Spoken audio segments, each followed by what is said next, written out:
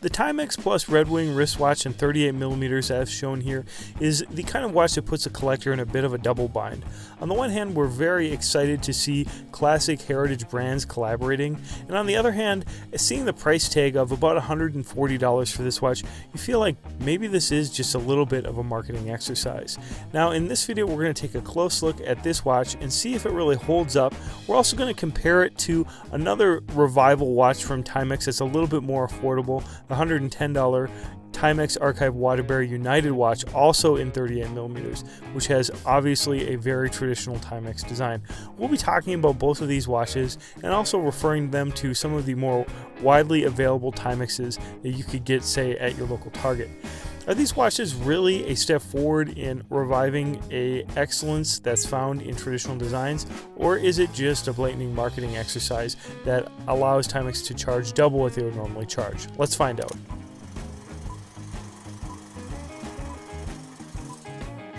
Timex and Red Wing are two serious heritage brands that leverage their history seriously in this model offered in collaboration of Timex and Red Wing, featuring a 20mm tapered leather strap with Red Wing's oro-legacy leather, which they're famously known for in their mock toe style heritage boots.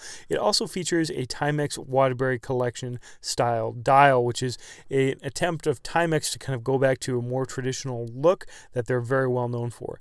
Now, my understanding is that this leather is from the SB Foot tannery, but it is sent to Timex, who has it made into straps and does the finishing on these straps. Now, the quality of the strap is very high. I would easily say that it is a $50 or $60 strap, which of itself seems to justify the price of the watch over a standard Waterbury collection Timex. The dial itself is definitely heritage with its muted colors, its sword hands, and its relatively coherent attempt at typesetting, even though it's by no means remarkable. I think that especially at 38mm, it comes together very well. I like the 38mm size over the 40mm size just because they apparently use the same handsets in both sides, and it just fits the dial design better. Overall, this is a very nice watch from Timex. It is at about $140. For $110, you can get the same 38mm case, which, by the way, is stainless steel and does feature a raised mineral crystal with a stainless steel crown, which is itself raised off the case. This is the Timex Archive Waterbury United 38mm watch.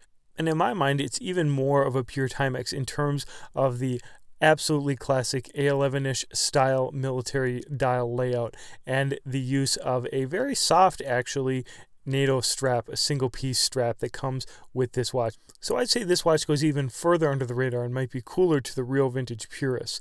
Now on the wrist, I do love the Red Wing strap coupled with this 38mm watch, 20mm lugs on my 7¼ wrist. I think it fits very nicely. This is a traditional style wristwatch. And of course, the NATO strap works very well too, hugs the wrist very comfortably. It's a little bit short for my 7¼ wrist, but overall, I think both of these watches are really comparable. I mean, especially in terms of comfort, they're the exact same case. It is just a matter of what style of dial do you prefer the most. And to me, in the end, I do feel like this is maybe a real collaboration with Timex and Red Wing. This was a watch that was originally from Japan. There was such a demand for it that they decided to import it into the United States. And overall, I do find myself wearing the Red Wing quite a bit. One nagging problem that bothered me straight away after I got the Archive Waterbury watch in 38mm is that it really seems extremely similar to the 40mm Timex Expedition Scout, which can be bought for $60 cheaper at a local Target. So out of the two watches, I do prefer the Red Wing Timex collaboration watch.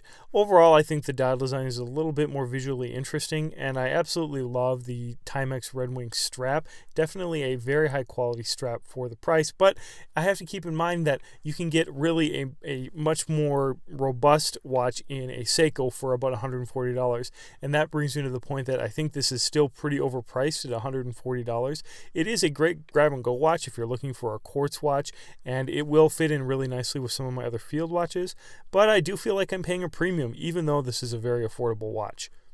In the end, this watch checks off all of my boxes as a wearable, great daily beater kind of quartz watch, and it does happen to collaborate some brands that I really enjoy. It is the example of maybe a successful cross-marketing attempt, so if you accept that, then I think that you can accept the extra high price tag. But you should definitely let me know what you think in the comments below. I always really appreciate your thumbs up if you've made it this far in the video. Thanks for your subscription, and thanks a lot for watching.